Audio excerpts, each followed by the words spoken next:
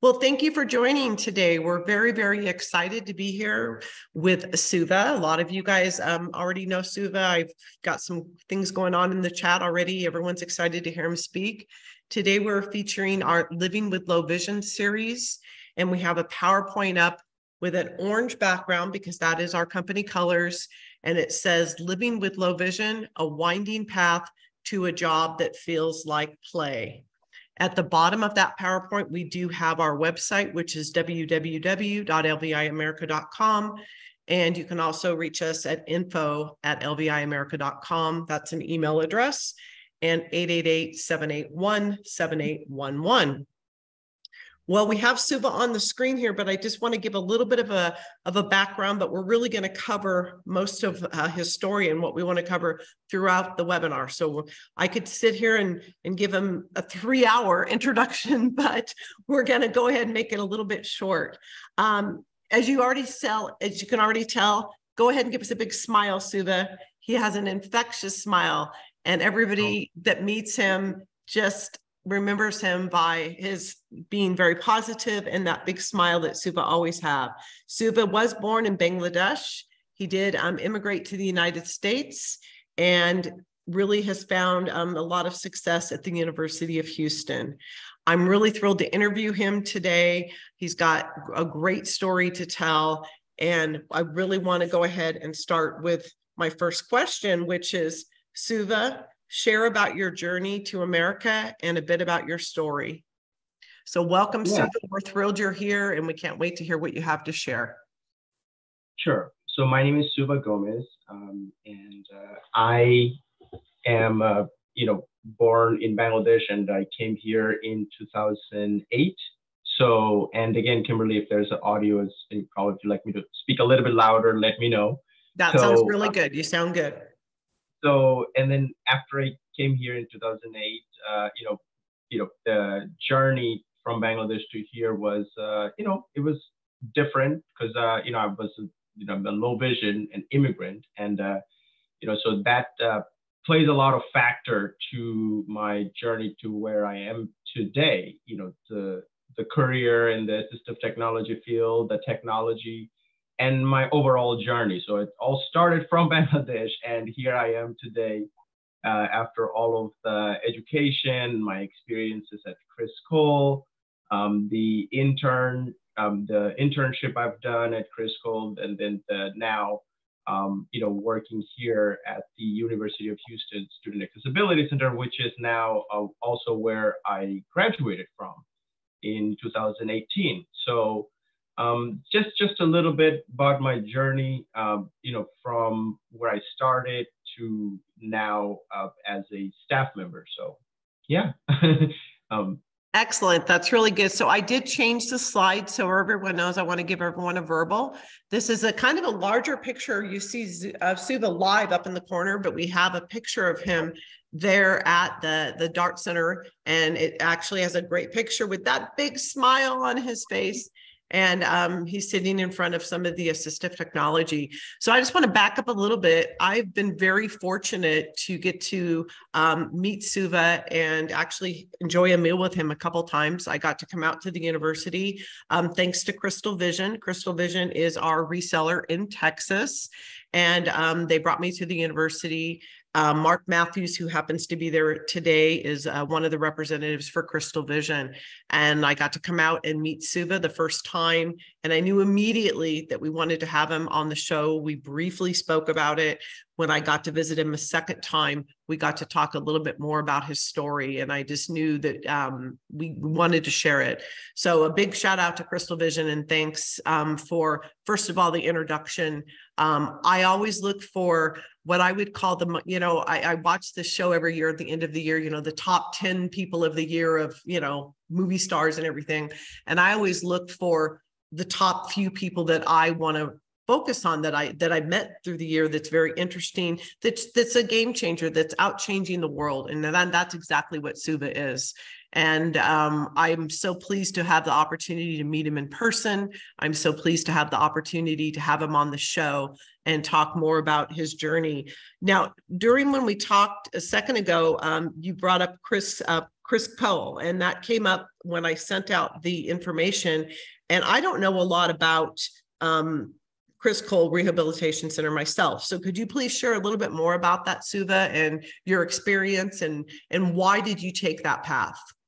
Right. So that goes back to my journey, right? So when I graduated from the university, a lot of students, go through Criss Cole for different, they have their own goals and mindset. For me, that's when the focus, right? The focus of me, what direction I wanted to go was there. Like the assistive technology was a hobby for me. It wasn't really something I was actively going after, like, I was getting my, degrees on that or anything. So it was just my hobby. I wanted to learn the assistive technology, and not just one thing, if it's a one thing that I was given, I didn't just focus on that. I also wanted to look over to different assistive technology.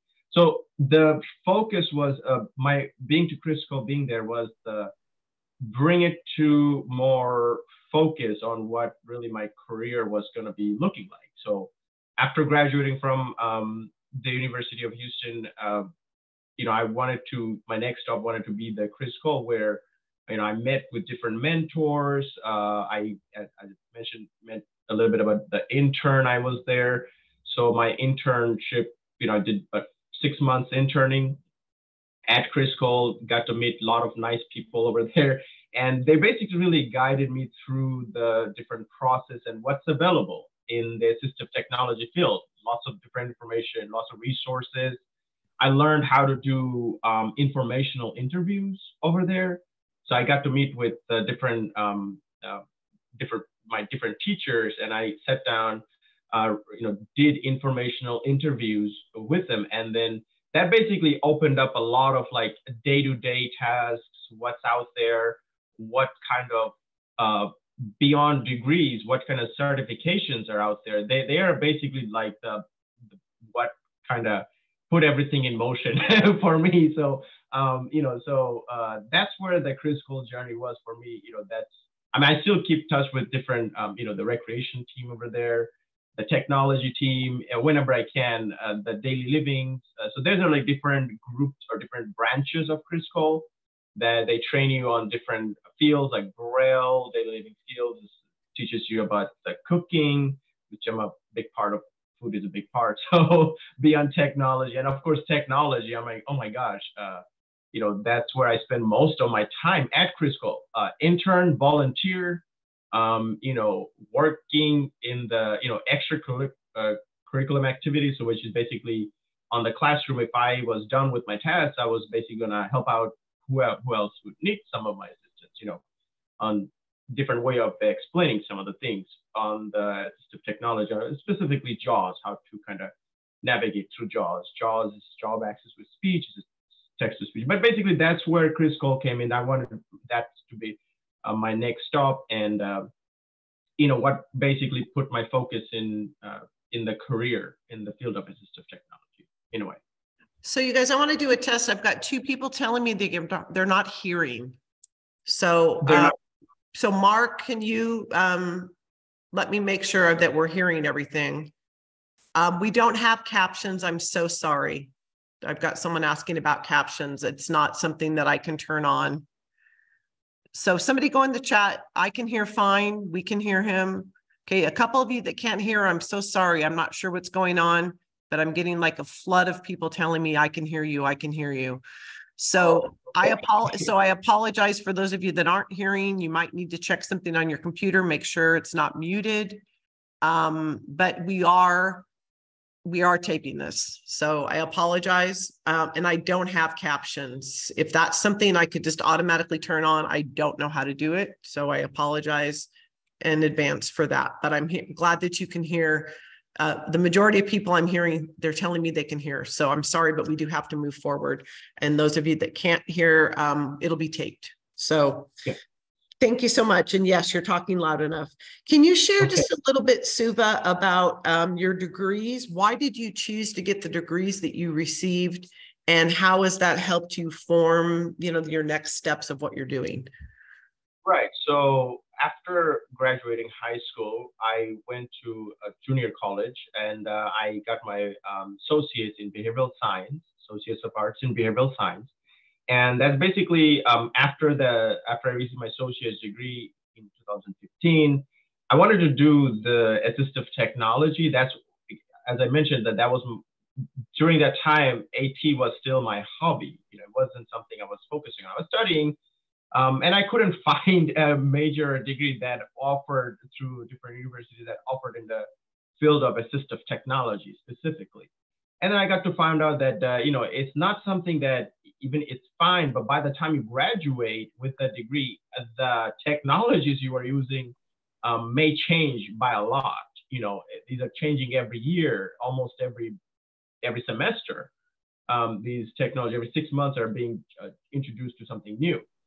So, you know, so that basically, because I had behavioral science and, you know, associates in behavioral science, I basically I was interested in learning about basically the behavior part of it, the behavior, the different types of, you know, the disabilities. So psychology basically kind of became my, you know, interest. And then even though I have a degree in psychology, bachelor's of arts in psychology, which requires a little bit more mathematics, and you know, there's two different versions. One requires science and math, the other one doesn't.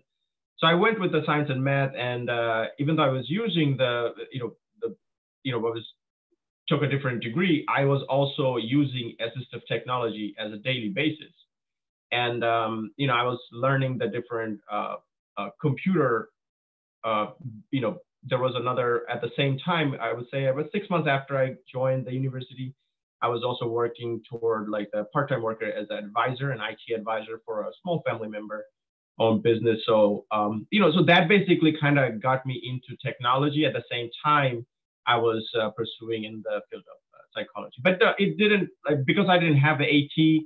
I wanted to see what really interested me, and I just wanted to pick something else. So now that I'm in this role, you know, it just kind of goes hand in hand. I can now relate, because I understood some of the, you know, different books about, you know, there's a course about abnormal psychology, there's a course about interviewing. You know, those are like the highlights, cognitive psychology, statistics. So those basically are still, I use it, you know, even though I'm not directly practicing my degree, it's every day I use it. So excellent. And the skills I picked up from those are still, you know, it's valuable. So very good.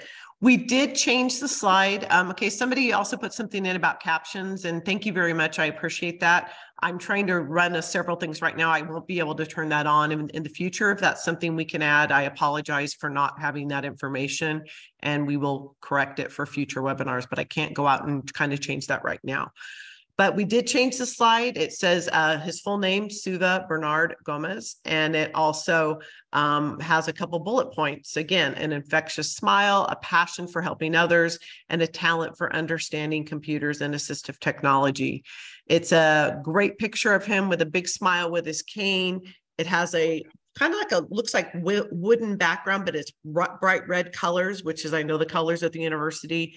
And Suva has kind of a maroon shirt on and black slacks. So again, almost like he looks today, but it's a bigger picture. So we wanted to kind of keep it active with some different slides. So Suva, when I met you the last time when I was out there, and thank you so much, you have a couple pieces of our technology, which we're not featuring today. We're not talking about our products, but I do want to just bring up that you have the MagnaLink S, and I know you have it there in the assistive technology lab, and you also have a tab. And, you know, it's kind of funny. The first time we met, you asked me some questions about the tab, and I was like, oh, no, I don't know that I'm going to know how to do this. And we set up the tab for multiple students, and we haven't done that before. The tab has usually been kind of like gotten for a particular student. They take it from room to room, and you have it in the lab there, and you have it where students can log on with their own settings. And it was, you know, we put it to the test. And then the last time I was there, you had a MagnaLink S that was like, wow, this is a dinosaur. You'd had it for 15 years, I believe. And so can you tell the story about that, how you got that S, why you purchased the S, and why you used it in school? And the cool thing is we now have that S in the lab along with the new one that you have, and you're able to switch them out. But kind of share that story about how you even found that product. This is before you knew, of us, you knew of Crystal Vision, you knew of Mark, you knew of me, and you did some research. So kind of share a little bit about that story, please. Absolutely. So I'll focus not to the tab as much, because that alone can take up a lot of the time. So the MagnaLink S, this is not Premium 2 or the Pro 2. It's just the one that came out in 2014 or 13, 14, somewhere along the line. So it still works, I purchased it, well, let me just kind of go back to why, the different agencies, it was so new, it wasn't even an option, and the ones that they was given, it didn't have some of the features. Plus the one big thing was it wasn't very portable. So I need to look at, I always don't just stay with, what was showing. I wanted to learn more about a different item. It'd be cool to have a demo done and then understand what I was getting myself into. No, I just basically learned about it myself, and then, just picked it up, and then now I used it. I'm like, wow, this is good. I see, it's the other, usually people would use it and then they would go get the item, but I just did it the other way around because I didn't have a choice. So, and just because of the timeline, we're talking about 2015, 2014 timeline. So 2015 is when I got my S, and then so some of the features that I liked about it is because of I bought it, and then the next thing was I had to learn it, how to use the thing, because it's brand new. I don't know what is this, it's just here, like there was no trainer or nobody who could show you any of that stuff, right? So I was, I just kind of like, okay, what do you need? You need a laptop to plug it into the computer, right? Downloaded the program that I needed. It didn't work the first time, but I figured out for the second time, give it a restart, all the standard stuff, and then it worked. And then I figured out, how to do the OCR, the text to speech, and then change up the voices. Just a nice little things that goes along. So there's a little light also that's built in. It's a little LED, just making sure how the key combination of how to make that LED work and little things like that. It's cool. So I never knew that this was gonna become like an item that I was gonna use almost every day at the time of me acquiring the item. But it was one of the items that I used almost daily. Now my vision, vision is a spectrum, so it changes. So I am moving away from low vision technology and focusing more toward JAWS. I'm a full-time JAWS user, so, but I still use the device. Throughout the college life, it was very helpful. So it wasn't very heavy. I could just carry it a lot easier, and it was all good.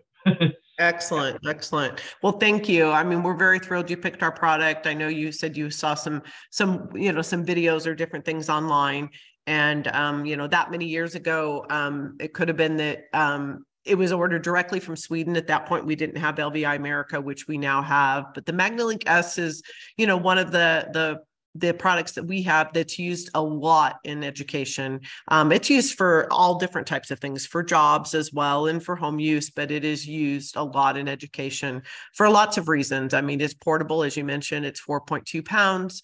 You can move it from room to room, but also multiple students can use it, and we don't lock the software down. So it's really nice for universities. We did change the slide again another time, and here's a picture of Suva receiving an award. He's the award winner for the Golden Paw Employee of the Month. Again, Suva's enthusiasm for improving accessibility is unmatched. And Daniel Maxwell told the ceremony attendees that, and he's in a picture getting the award. Again, a big smile. And the other person in the picture is Daniel Maxwell. He's the interim vice president for student affairs. This was June 20 June 22nd that this award was given. So another great picture. Suva, what advice do you have for people that might be on here today that have low vision? Maybe they're struggling with trying to do a particular task, or they're thinking, I want to go to school, or I want to be able to do these things, but I'm not sure what to do because of my vision. So what would be your advice for that? Sure. So, my advice would be what I did, right? I looked up to my mentors, right? I learned a lot from, some of the mentors. Again, I would go back to Criss Cole, and then over here at the Dart Center, I look up to my colleagues and staff members who are still guiding me, and I still learn from them. And then mentor is a big one. Look up to somebody who's maybe also going through some of the same situations, right? Low vision, blindness, and other life events. And then some of the other, I would recommend the different, reach out to the different organization, and then we can talk about, reach out to me. I can maybe point you to like what's out there, in your community, what's out there. And there's other people who are doing exactly the same things with low vision, like, just like every other day. It's gonna be hard, but you have people who are already doing this stuff. So I basically gathered information. I didn't know. I basically gathered information from others, and it works. So yeah, that's basically my advice. Look up to mentors, other people who are already doing it, and find some of the people that you like. And then, as I mentioned, the informational interviews. Maybe you want to do an informational interview with some of the people that you are look up to. Just mention, like, I would like to set up a interview with you. Would you like to give me 15 or 30 minutes? And just bring your questions and talk about it, and see, how are they going about it? Just something similar to what Kimberly is doing with me, but that'll be more geared toward the informational interviews, more geared toward like what is their role, what's their how does their every day-to-day task looks like, things like that. That's going to give you like more ideas on, well, if he's doing it this way, he or she is doing it this way. Well, how can I kind of pick up some of the things and make it your own? You don't have to like copy it. Just take some of the things and just make it your own. No, that's really great advice. I mean, you're saying, get out there, reach out to mentors. There's people that want to help you. I mean, at the end, we'll have Suva's email address. I mean, he's going to point you in the right direction. Obviously, if you're in Texas, he might be able to, even help you more. Or again, you can reach out to Crystal Vision because they know of different agencies and people that can help you directly if you're in Texas. But if you're not in Texas, there's mentors, there's people, reach out to us even at the end if you don't know. And I know someone in that state that probably knows someone that can help you.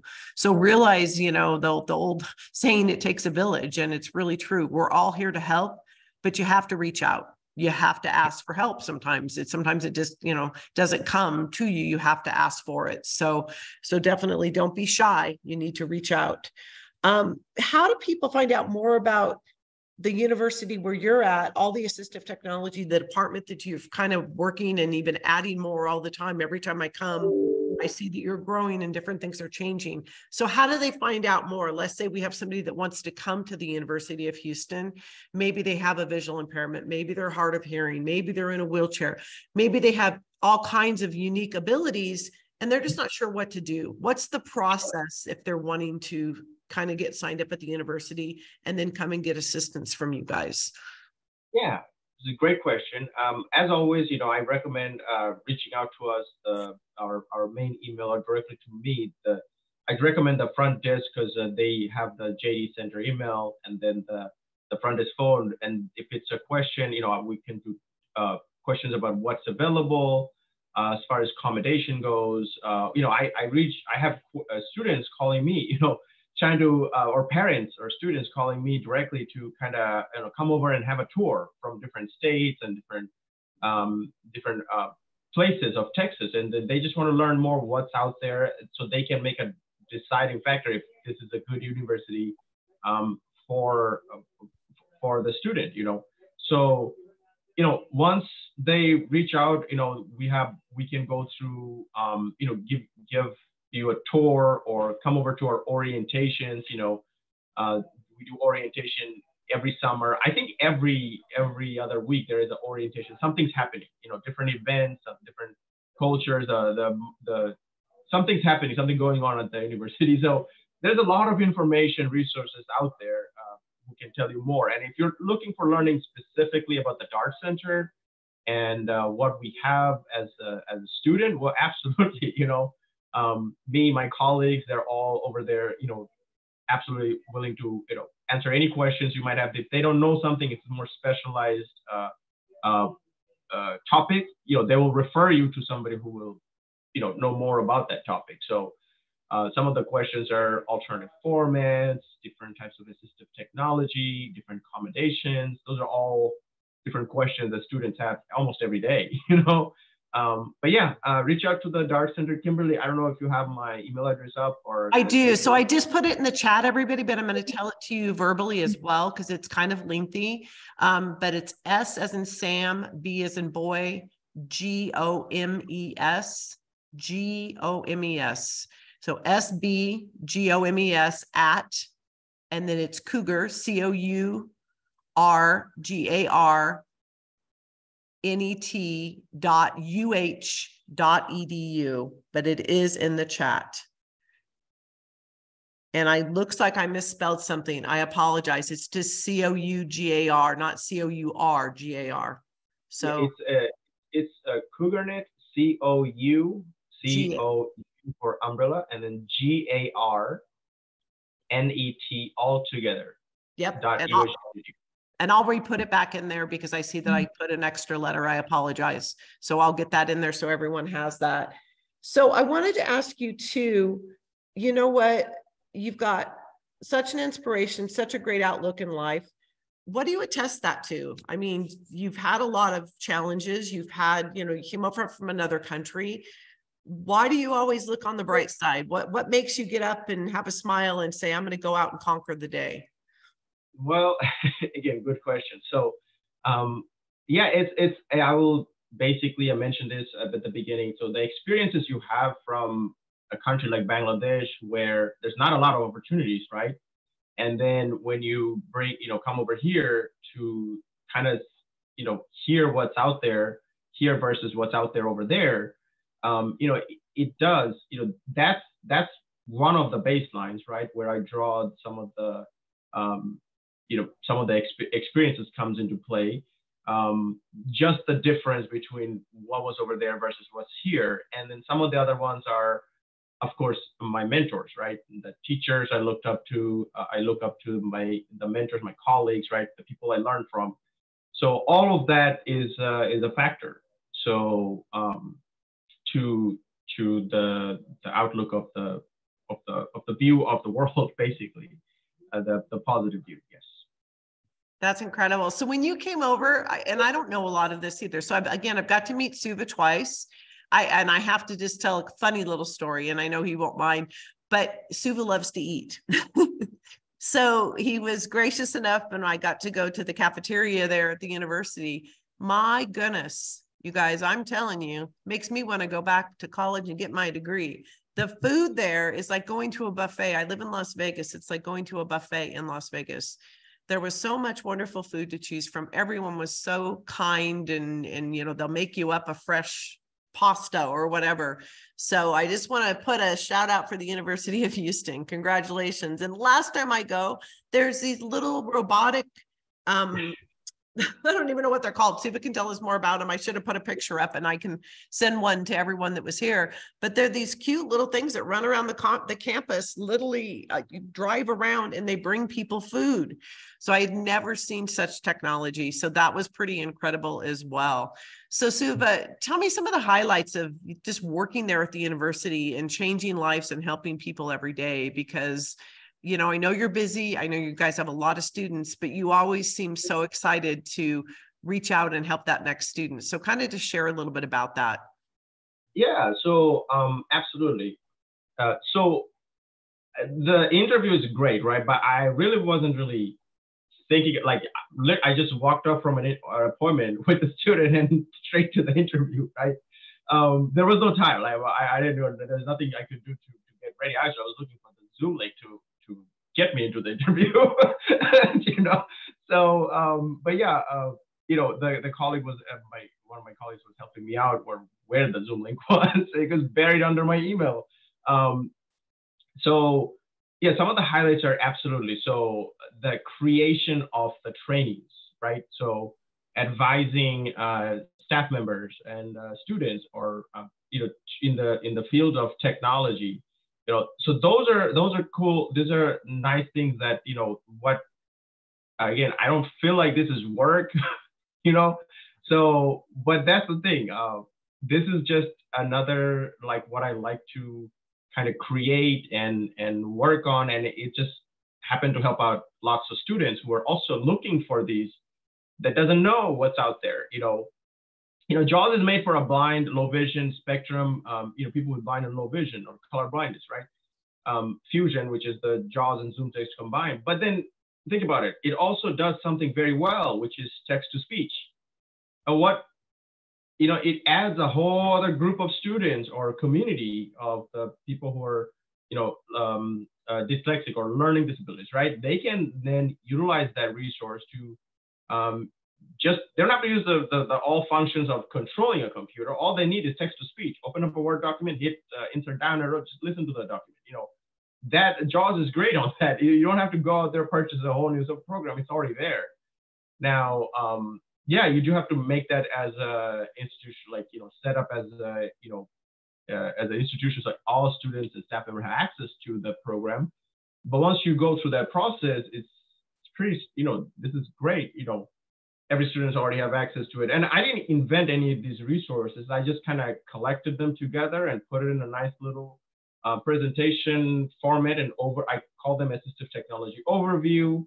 This is the first time meetup, and then assistive technology training. This is where the students get to choose of what technologies they want to focus on after they have gone through the overview. Yeah, that's basically the kind of like the formats I've created, and which we didn't have before. A year ago, none of this stuff was here. I'm talking about the training specifically and the assistive technology. So yeah, I look back, I'm like, whoa, this is good. I can't believe I have a direct hand in implementing, acquiring new technology. As Kimberly said, she comes up to like something new. It is. It didn't happen before. It wasn't there before. So yeah, and then I basically that's what it is. Going back to your question, that's what I like to do. To create those training, go through those trainings with students and staff members, answering a question here and there for a staff member that if they have some, that's great, Yep, absolutely. And I did update the information in there. Again, it's SBGOMES at CougarNet, COUGAR net.uh.edu. So I did update that. It is in the chat. I also put down Crystal Vision's information, because if you're in Texas and you have questions about any of this technology, or just, hey, I need help, I don't know, I have low vision, or, I just need some assistance, they can point you in the right direction. And so I put that in there, Crystal Vision, and it's 210-666-0700. And you'll either be speaking probably with Steve. So I put Steve's contact information, Steve Rhodes, but you might also end up getting Ed Crystal. But I wanted to put that there so people have that contact information as well. Suva, we kind of skipped over one part in the beginning, and sure. And that is about your eye condition. So let's talk about your eye condition, because you mentioned, I used to use this, but now I'm using this. So that leads me to believe that your eyes they're changing. So kind of talk a little bit about your eye condition. Okay, absolutely. So I have low vision is what I had. I still have low vision. So it's a spectrum. So I have something called, well, for the longest time, people thought it was a Stargardt, right? But it wasn't. It wasn't Stargardt. It's more of a rare type of condition. It's called rod cone dystrophy, right? So basically, that's what I have, and it's very similar to Stargardt. That's why all of my different doctors couldn't really tell. So yeah, it's rod cone dystrophy is what I had, and then yes, it is. That's why I kind of mentioned it before. It's too much light Kimberly, I'm sensitive to light. So Right. Here, I more of thought like you were just cool and wearing those sunglasses because you were a no, cat. there's still too much light up there, But Gotcha. yeah, I always you'll probably if you have vision, you'll see me. I'm always going to be having some sort of shades or hat if I'm going outside to kind of block off as much light as possible. But yes, the Maglink, the portable Maglink is a good. It still works, but it's just maybe to see something shape or object. But what I like about Maglink right now is the OCR, and that's something that maybe I'm trying to actually improve right now to see our OCR capabilities are not perfect. So we want to kind of now look into a perfect OCR, optical character recognition, where it takes a picture and tries to convert it in as accurate as the best of its abilities to read it out loud. So now I brought it up something that with Mark the other day, which is how do you get these documents in scanned in OCR mode and then transfer it to a computer which you can use JAWS on it, and it'll be then accurately represent you a graph or text, as accurately as possible. Currently, yeah, the OCR is okay. It's okay, no matter which OCR you use. You have JAWS OCR, you have different printable OCR that printers with OCR scans. You have the Maglink S's OCR. So mostly, right, that's what I use. And then if I have to zoom in somewhere to kind of see the baseline of a signature or something, I use the Mac, to zoom into a document or something to put my signature. But that's really where I'm at. And other than that, mostly I do JAWS, everything. Yep. No, and that makes sense. You're using the vision that you have. You have that ability. I saw you when I was there, just make it a little bigger. So you're still using the vision you have, which is so common, and that's great. But for the majority of work, especially, I've seen you zoom around campus. I've seen you zoom around everything you do. So you do everything with excitement. We always joke and we say we're going to walk down the hallway with Suva, and we look, he's gone. We have to run to catch up with him. Everything he does is exciting and fun. And I got to come again the last time I was there and come in, and oh my gosh, they were looking for you because they needed a solution. Somebody was coming to take a test right then, and they needed it to be interpreted, or they needed this, or they need that. And so there's so many people relying on you for so many things because you care, and if you don't know how to solve it, you spend the time to figure out how to solve it, and it really shows. I'm going to open it up for questions. So put your questions in the chat, and then I'm going to read them out loud. I know I changed the PowerPoint. I'll talk about that in just a minute. In fact, I think I'll go back so we don't get distracted by this one. I'm going to go back to Suva, and please put your questions in the chat that you have for Suva, and I will go ahead and read them. So I'll just go into chat with Alt H, and please write your questions in there. Or if you want to do a verbal, go ahead and raise your hand, and I can unmute you so you'll be able to talk to ask the question. So if someone's asking, when you came over from Bangladesh in the beginning, first of all, was there a language barrier? Did you already know English? And how was that scary? Was it stressful? Well, great question. The short answer is yes. So yeah, I had no the most of the English I've learned is through watching some sort of English cartoons.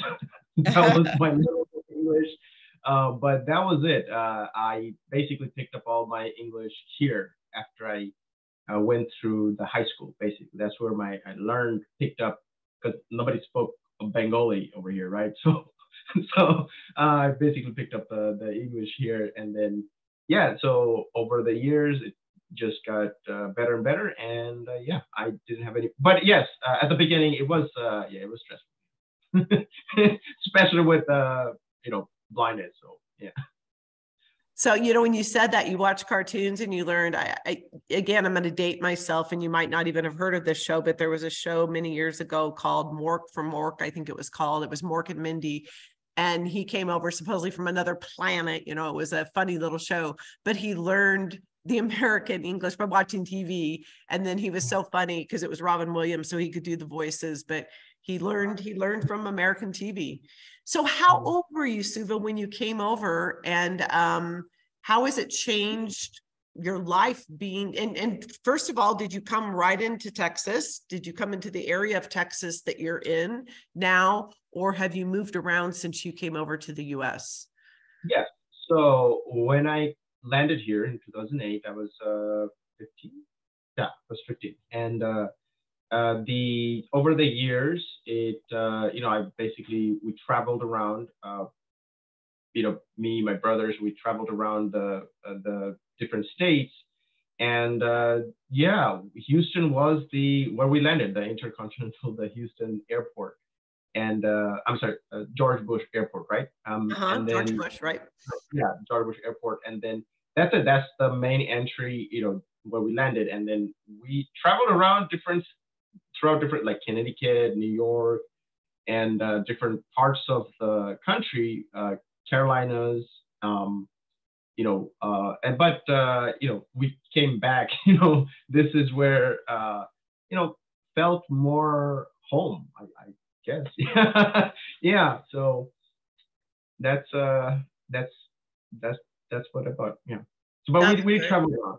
So you did, it wasn't like, boom, I landed here and I stayed here. You moved around, and we always look for home. We look for a place. And I agree. Texas is great. Houston is one of my favorite places to go to. I don't see a big cowboy hat and boots on you, but I could see you in that. I could see you wearing the hat and stuff. That would be something. But going around with your cane, with your cowboy hat, next thing you know, you're going to be on like a bunkin' Bronco or something, having fun, because you seem to enjoy fun and activity. Nothing seems to, you don't shy away from anything.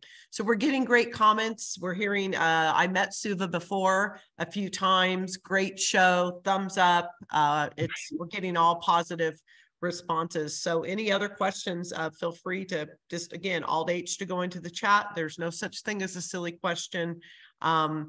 Suva, I guess I get this question a lot to ask people that I work with. What do you find most challenging to accomplish due to your vision loss? Again, you're losing more vision, your vision is changing. And so what's the most challenging thing? And then what have you done when you come up against a challenge? What do you do to overcome these challenges? Perfect. So the different challenges, right? So I just gave you an example with what we just encountered as, the OCR capabilities, right? It's not perfect. So a real task, real day situation is we have an exam in paper format or a document in paper format, and we would like to have it in accessible version. We don't have too much time on our hands to get that converted into nicely formatted and get it to the student or person who needs that document. So OCR will do it enough. So what I have done to kind of solve that problem is again, the timing still needs to be there. I can't do it right away, but basically we use some of the different methods, the JAWS OCR or the different versions of OCR. We try to run that OCR, get that document in digital form, and then we use, I would get myself involved with some of the instructional designers, some of the people who are more knowledgeable in the formatting side of things. And then they will then format that document and get it to us in a nicely formatted version, which does take time. But that's how we kind of, solve that problem, which is a real problem right now. You don't have too much time. The OCR you can't rely on OCR 100%. You can kind of jumpstart the process with OCR, but then you have to fix it and format it afterwards to get it to where it needs to be. Actually, right before I joined in, I was also testing out different exams, trying to figure out if this is going to be a good quality exam that I can administer or give out to the students who will use text to speech. So that's one thing. Some of the other things are, cane, like the cane, mobilities with cane, right? When you're, cane doesn't pick up on branches, right? Branches, or signboard sticking out. It's aiming straight for your head. So Yeah. no. So you get to like pick up after years, like how to kind of, years upon years of cane training, kind of pick up on, what to, there's different techniques your orientation mobility teachers will train you on, have your hands up, kind of like, get your hands get hit by that, but not your head. Yeah. It could take you out. It could knock you over. Yeah. So some of the other things are, depending on how fast you're walking. Which you're running. I've never seen you walk. You run everywhere. Okay. Yeah, if you couldn't tell, poles and branches, they're my friends. So a great question just came in. They said, now that your hobby is your career, because you do spend a lot of time there, do you have any new hobbies? Do you play adaptive sports? Great question. Great questions. No, I don't. The adaptive sports, I've been looking into it. I don't actively playing or participating in adaptive sports, but I've been looking into some, how to make the video games more screen reader friendly, right? So now my hobby became a little bit more advanced in a way. So it became my interest became in the field of Linux world. So basically my research, my time now goes into quantum computing and the world of Linux. It's not accessible, but that's where I spend most of my time is how to kind of learn more about the different techniques and skills on servers and using Linux distros. There's so many different types. Reading up multiple books about Linux. So it took a different turn, but that's again hand in hand with the IT side, the technology side, where my kind of interest kind of grew. Assistive technology is still there. It's just now I found a different field in technology that I'm trying to make it more accessible, because Linux currently is not accessible. Lots of Linux distros, there's Kali Linux and all these different types of Linux. Raspberry Pis, not the dessert, but the Raspberry Pi. How about banana pie? I like that better. Yeah, but to make those accessible, that kind of thing. That's where my interest now falls. So you're not playing beat ball. You're not out there doing sports. It sounds like you're a computer geek helping the world. Yeah, kind of. So bringing up accessibility to the world of Linux. Yeah. So some great comments are coming up. Because I don't have total permission to say people's names, I'm just going to kind of share a story, and I think you'll know who it is. Somebody said that you were collaborating with the instructional designers, and it's been priceless. You've helped us realize some of the common issues instructors make when developing their course and or creating materials. So it's just, you take it to another level. You're helping people everywhere. You don't say, well, I'm just going to stop here. If somebody, so it sounds to me, if somebody has an interest to make something work, you're there to help. And that's so important. So now that someone's asking, does the university offer adaptive sports? Do you know, do they offer adaptive sports there? Yes. So there is a group, there's a community, Dungeons and Dragons. I've been hearing they do a hard of hearing community. I'm not sure like who kind of invented it, but basically there's interpreting happening with Dungeons and Dragons and different making the game more accessible. So I'm not sure how Dungeons and Dragons interact. I heard here and there how it interacts with Jaws. I heard it's pretty accessible. But yeah, there's wheelchair basketball. I hear that a lot. Really? Oh, wow. Yeah. I'm going to go watch a game when I'm there next. Yeah. You should come over and play wheelchair basketball with Oh my gosh. I can't even play regular basketball. Yeah. You don't want me in a wheelchair. Cool. I'll knock somebody over. Oh yeah, it's huge. So, but yeah, these adaptive sports are happening. That is so cool. Yeah. So now another person, again, I'm not going to say names, but they said you have been a mentor with iBug, the little lowercase I and then bug today. He truly wants to help others. Congratulations on your accomplishments. And then do you ever sleep? Yeah, So I do. you do sleep. You're sure about that. Yeah, I do eat a lot of food too.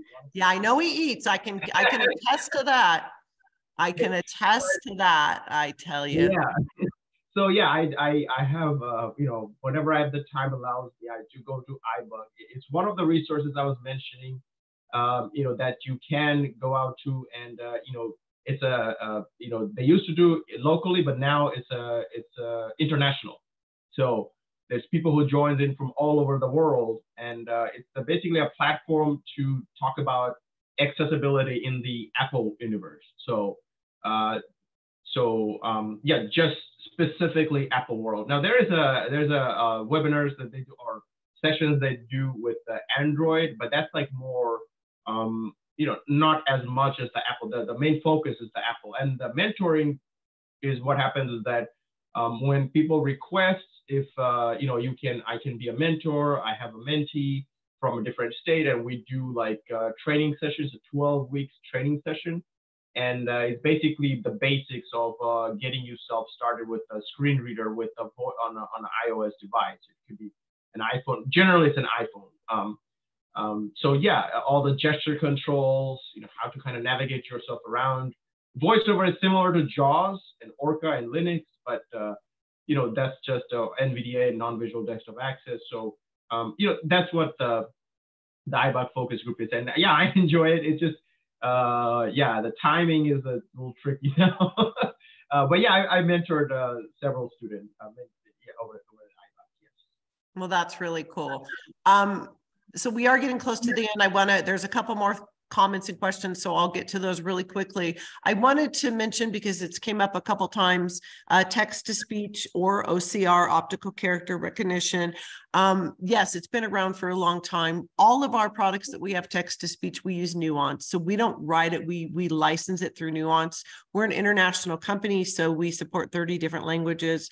And I would say that Nuance to me is one of the best out there, but all of our software, if you're doing text to speech, you do have the ability to do the text to speech, then save it out as whatever file format, a doc file, a PDF, Excel, whatever you want to save it at. And then as Suva said, open it up in your computer. We use JAWS and then listen to it. So you do have the ability to own that text. So you could scan it in and then be able to use it for maybe you're creating a term paper or you're doing something. So if you have questions about any of our products at the end or more about text to speech, you can reach out to Suva or myself. But someone said, I met Suva when we were on a community emergency response team for the visually impaired in 2018. My introduction to him was when he offered to carry equipment, always helping people with a friendly attitude. Whoops, it cuts out here. Hold on. What basically, or what they don't see with Suva, it's exactly what you see with Suva is exactly what you get. We are so proud of you, Suva. A question just came in. What is your next goal for the DART Student Acceptability Center where you're at? What is your next goal there? What are you doing? What's on your hit list? Because we all know that it's a lot. Yeah. So DART Center is the Justin Dart Student Accessibility Center. That's the name of the department that I'm in. And so the goal is, didn't change. It's just to improve in the field of assistive technology, introduce more workshops and training events. The different gathering we have. The different events that we have, like the symposium. And then we have White Cane Safety Days, and basically improve upon these different events. And that's really where we are heading toward. Like the goals are to kind of keep on improving what we already have, and then every day, let's just kind of make it better. Let's make it more efficient, right? And so that's where the goals are. Excellent. Someone else wrote, I can also attest to Suva loving to eat as much as he loves working with assistive technology and working with helping students at a UH and beyond the university. More are coming in, and I'm trying to see if I can get them really quickly. Hold on here. Great program, learning much from him. People want to just come to the university to hang out with you, Suva. That's how much you inspire people. So I did need to say that we do have a monthly webinar, as we've talked about in the past. We're getting close to the end here. It's a great way to keep up with AT and receive ACB REP credits, which we try to offer as much as we can. Our next webinar is March 28th. We are unveiling some new technology. That one does not have ACB REP credits because it's more of a, not more, I wouldn't say salesy, but we're really showing off a product in kind of a more introduction. And when we do ACB REP credits, there has to be very specific goals in mind. We're training and teaching people how to do assessment, or, you know, how to choose the right technology. And we're not doing that with this. We're really showing off a brand new product. So we hope you join us. That is up on our website. I can tell you the one for April. It's not up there yet, but we just made a decision what it was going to be yesterday. We have a lot of people that are using Chromebooks now, and we do have a really good software called Chrome Viewer, and it does work with our MLS product, which Suva has a couple at the university, but it also works with our Pro product and our Zip product. So we are going to feature using Chromebooks and Chrome Viewer in April, and that will be an ACB REP credit webinar, so stay tuned. But you can always go to our website at www.lviamerica.com/webinar and register for any of our webinars. Oh, I see she has it up here. I didn't even catch that. Man, that Catherine, she updates these and I don't even know. So it's April 25th, combining MLS with Chrome, but I don't think it's up on our website to register yet for that one, but the March one is up there. And again, everybody that came in today, you will get an email with this PowerPoint, and I will add a slide to this PowerPoint that has Suva's and Crystal Vision's contact information, because I noticed for the registrations, there is a lot of people on here from Texas, which is wonderful. One of my favorite places. In fact, I will be coming to Texas for Texas AER, and doing some traveling in Houston, and I get to see Suva in March. So we get to eat. So, you know, it doesn't get better than that. I am Kimberly Klein. My picture is in the middle. Feel free to contact me anytime at 702-468-6611.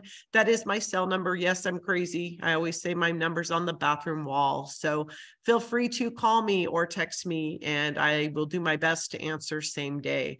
My email is Kimberly, Kimberly, .klein@lviamerica.com. Catherine, who didn't join us today, but she put this PowerPoint together, and she just makes me look good all the time because she's our back end and handles everything. And if you can't get a hold of me, you can always reach out to Catherine. She's 802-236-4404. That is her cell number as well. You can call or text her. And she is Catherine, CATHERINE.Gettel, GETTEL @lviamerica.com. We have Christopher on here. So our headquarters are in Sweden. We did not give you his international phone number, but you can also reach out to Christopher. It's the three of us that do the US, and it is spelled a little different, so I will spell it for you. It's CHRISTOFER .Caswell, CASSWALL @lvi.se, because he is in Sweden. Again, if you're trying to reach Suva, it is in the chat, but I'm going to say it one more time. And if you signed up for today, you will get this PowerPoint, and I will add a slide with this in there. But it's SBGOMES at Cougar, COUGAR net.uh.edu. More questions and things are coming in. Thank you from Canada. Boy, Suva, you got people on here from Canada. Not only is Suva knowledgeable about all things AT, Suva is kind and patient while training students, staffs, and the faculty. We are proud to have him on our team at the DART Center. Great program, learning much from him. I want to go there just to be with Suva.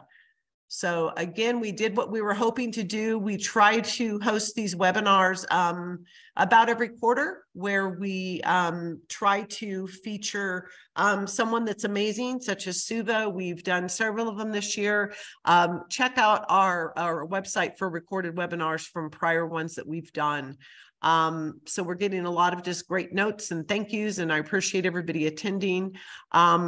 Please, if you're in Texas and you're a teacher or can come to Texas at ER, I will be there. I will be presenting on a new product, and I'll be thrilled to come and meet with you. And I will be in Houston in March. I come to Texas, seems like about 4 to 6 times a year. So one of my favorite places, but I love all of the places I get to go, but Texas is one of my favorite. So thank you for joining us today. This is recorded, and Suva, a huge thank you. You motivate a lot of people. Some of those people were on here today. I will say we were contacted by a school, not in Texas, but in another area, and they wanted to be able to show this webinar to their careers class. So this is far reaching. This will not end today when we're done. More will come up, and I'm fine with anybody sharing this and giving the information. We're getting a lot of little icons. Thank you. We're getting hand clapping. We're getting a lot of really great messages. Thank you for an inspiring presentation.